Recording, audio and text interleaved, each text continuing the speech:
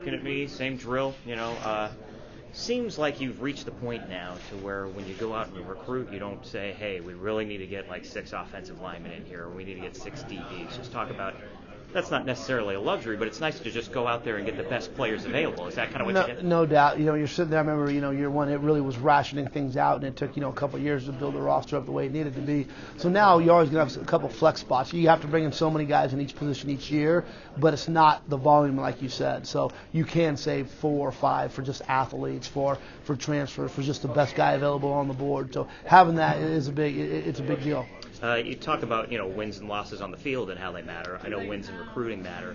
Are you going out there and are you getting more wins the more you talk about UNLV and the more you show off what's going around UNLV football? Absolutely. When we just we show the facilities we're building, the things that we're doing, but even when we show the data of just winning, we're winning more than we have. We're more competitive than we have been in the last previous 10 years before we got here. So you can literally just show them hard data of the facts and exactly what you're doing. 12 losses by by 1 score or less, and so when you're talking to guys like, hey, you're that difference. You're that guy that can come in and bridge that gap and get us into the postseason and get us fighting for Western Division championships. And I think there's some dynamic guys on our team, some guys that have accomplished a lot. Again, you see the infrastructure that's being invested in right now. You see the vibrance and growth of Las Vegas. You start putting that all together.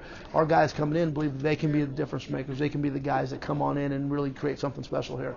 You touched on it just then, and you mentioned it during the press conference, but let's talk about facilities, and obviously the practice facility and the Raiders facility going up, and again, recapture what their looks are on their faces when they see what's happening, and it's kind of hard to say no to that, right? Well, it is. It's intriguing. You might have guys that come on in, and they're not sure what to expect, and I think when you come to Las Vegas and you visit the city, that right there alone is like, oh, wow, this is a lot different than I thought. When you go in and you're in Henderson, you're in Summerlin, you're in Las Vegas, you take them over your current stadium and you show them around. That's a big thing. But then you show them the new football stadium that we're going to share with the Raiders, Las Vegas Stadium, and they just get overwhelmed. Like, wow, this is unbelievable. And then you show them the guts and the videos of it and everything. And you actually show them the model of it, and it's pretty overwhelming.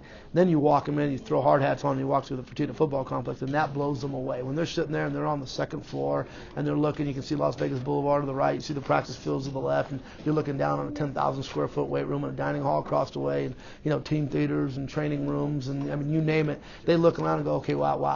Why not? Why not UNLV? And you made a great point again during the press conference about you have to work a little harder on the local kids to sell the program. You feel like you're making some inroads that way. Absolutely. One good thing is the local kids that have come here, they've all contributed and done really well. You look at guys like Jaron Caldwell and Julio Garcia, and Donovan Outlaw and Zach Singers, and that's just to name a few. There's a lot of local guys that have come here and played a lot and been really successful. So, that's one of those intriguing things. And, when they see now, we're having a little bit more success, we're starting to build, the investments being made, it gives them more of a reason to want to stay home. And we got 2 great local guys today. Last question, momentum, right? You had momentum at the end of the season. You guys beat San Diego State. You get the cannon back.